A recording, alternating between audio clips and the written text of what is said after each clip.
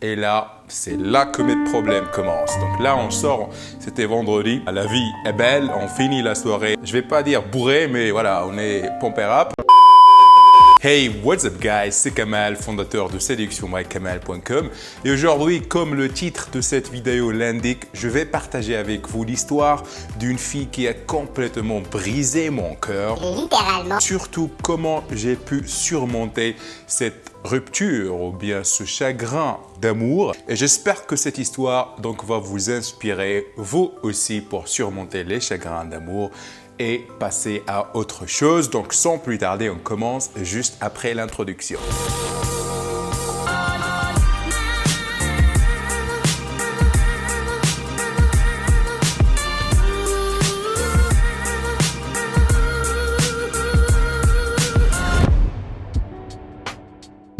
Salut à toi, mon nom est Kamal et je suis le fondateur de séductionbykamal.com, un site que j'ai créé déjà en 2007 pour aider les hommes et les femmes à devenir la meilleure version d'eux-mêmes et rencontrer le grand amour.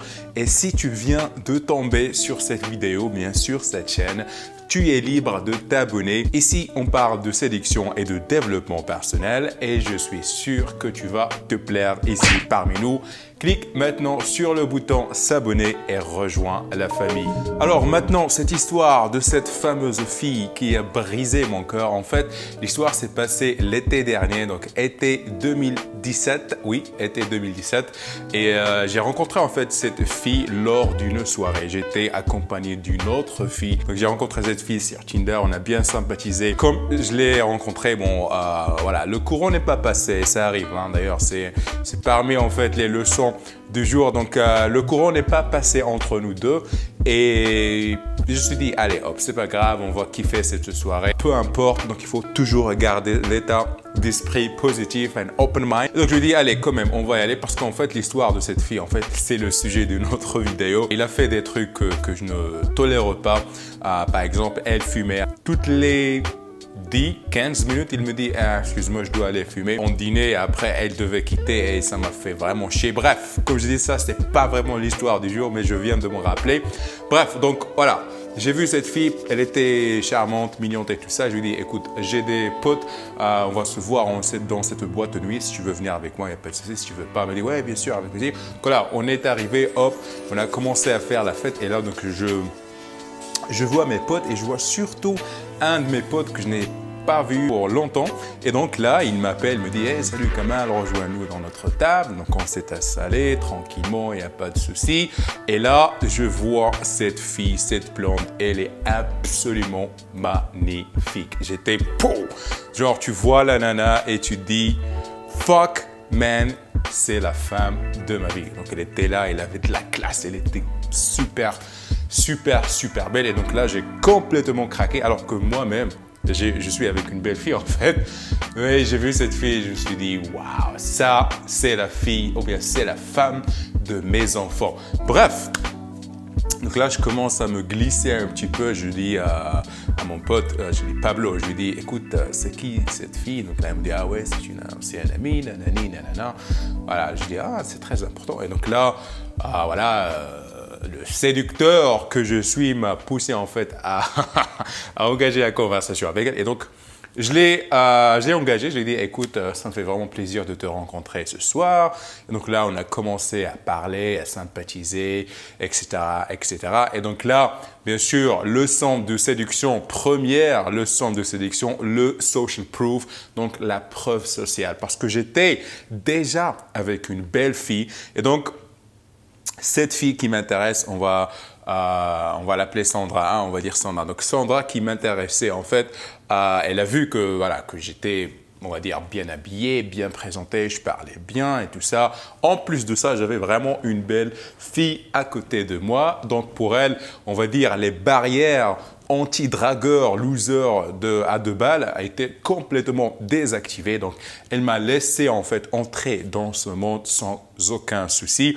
Et pourquoi je dis ça? Parce que j'ai pu, j'allais dire, repérer les signes d'ouverture, les signes d'intérêt. Donc ça, c'est un sujet super, super important. D'ailleurs, je vous invite à regarder ma vidéo sur le sujet « Comment savoir une fille si elle est intéressée ». Je n'ai écrit pas mal d'articles aussi. Bref, donc là, j'ai vu vraiment les signes. Donc, elle a commencé à me toucher, etc.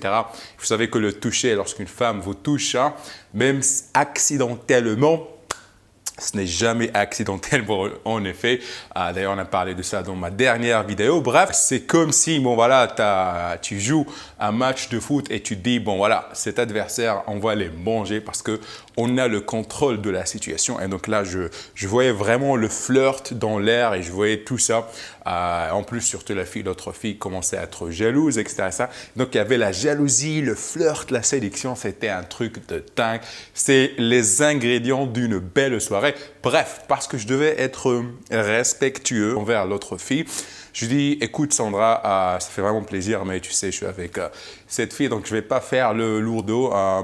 Je prends ton Facebook et demain je te contacte, peut-être on ira faire un truc ensemble. Elle m'a dit, ouais, avec plaisir. J'ai pris, son Facebook. On a continué la soirée tranquillement et justement le lendemain, en fait, je l'ajoute sur Facebook et je lui envoie un petit message. Je lui dis, écoute, ça me fait vraiment plaisir de te rencontrer. Tu es une fille très intéressante et très élégante.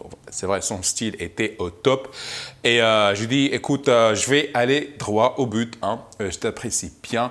J'aimerais bien t'inviter pour prendre un petit dîner dans mon resto favori. Et sur le champ, elle a accepté. Et pour moi, je me dis, wow, il n'y a aucune résistance. Donc ça, c'est un truc un peu bizarre. Mais bon, je dis, allez, peut-être que je l'ai épaté. Hein. Donc le premier rendez-vous s'est très, très bien passé. J'ai sorti le grand jeu. Je n'ai pas voulu faire le mec super désespéré. Je lui ai dit, écoute, je dois vraiment rentrer chez moi.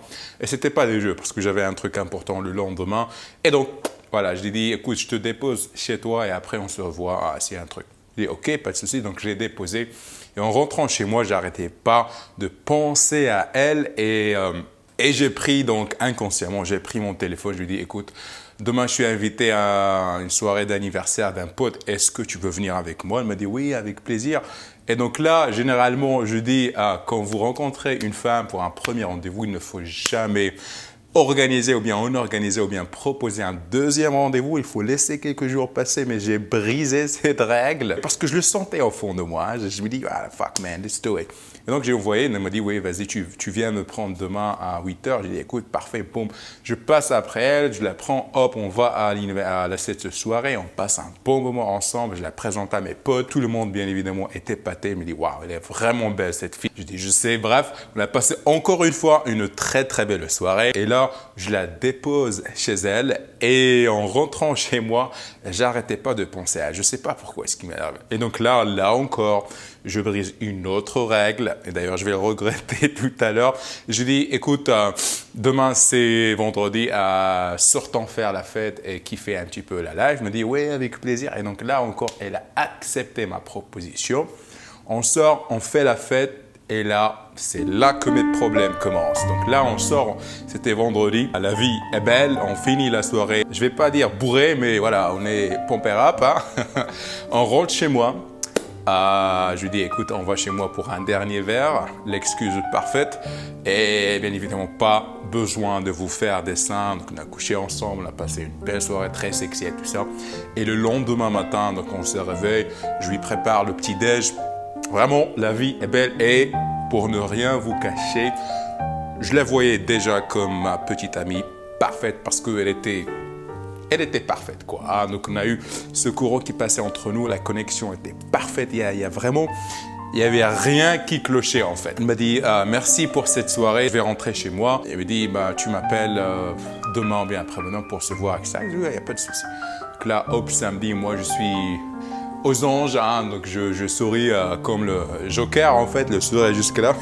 C'est là que mes problèmes commencent, en fait. Donc là, je laisse bien évidemment samedi passer, hein, je sors avec mes potes faire la fête encore une fois, hein, c'est l'été, hein, il faut en profiter. Et je la contacte en fait le lundi. Je lui dis, écoute, ça va, j'espère que tu as passé un bon week-end. Et là, donc, j'envoie le message et il n'y a rien qui se passe. Ok, donc j'attends une petite heure, 2 heures, aucune réponse. Ok, donc là, j'envoie un deuxième message, ce qui m'a première connerie que j'ai faite. Je lui dis, écoute, parce que normalement, la fille me répond dans les 2, voire même 30 secondes après avoir envoyé un message. Je dis, est-ce que tout va bien? Je me fais des soucis parce que voilà.